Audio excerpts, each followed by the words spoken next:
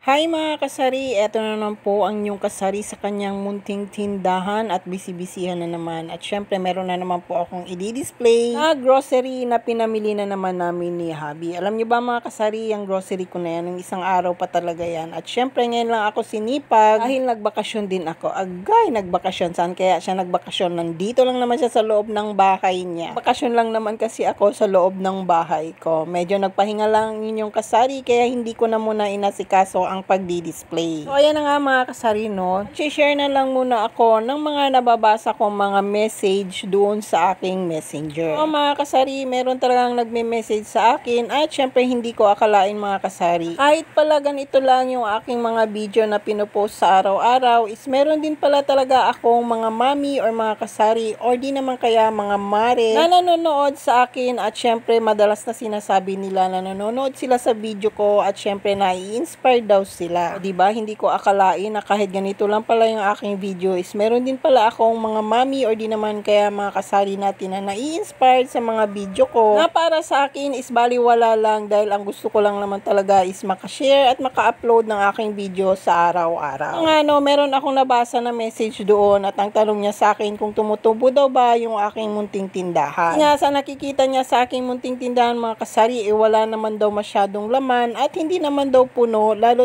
na ko daw sinasabi na walang bumibili at napakatumal ng aking munting tindahan. Syempre bukod doon marami pa akong nababasang mga message pero talaga yung iba natatabunan na at yung iba naman nare-replyan ko at syempre sino ba naman tayo para hindi pansinin, diba? Yung dati nga walang nagme-message sa akin at nagsasabing na-inspired sila at natutuwa sila sa mga video ko at meron din silang mga aral na napupulot kahit papaano. Ay maraming salamat sa inyong lahat dyan mga kasari sa pagsuporta sa akin. Kahit ba paulit-ulit lang yung aking mga pinopost na video sa araw-araw is talagang nandyan pa rin kayo at hindi kayo nagsasawang nanonood sa akin. At bago pa humaba yung aking video mga kasari, sasagutin ko na muna yung tanong ng ating kasari or di naman kumare. O kasari, ay ganito lang yung aking munting tindahan na walang masyadong laman at hindi puno at higit sa lahat matumal at lalo't lalo na walang bumibili. Ay paano naman is meron namang tubo yung aking tindahan. At syempre tumutubo din naman ako. Hindi nga lang malaki at syempre sapat lang para meron akong maitatabi. Oo mga kasari, yung tubo ko is tinatabi ko po gabi-gabi bago ako magsasara ng aking munting tindahan. Tatabi ako ng 10 peso at hinuhulog ko po yon sa aking alkansya. Tatabi ako ng 10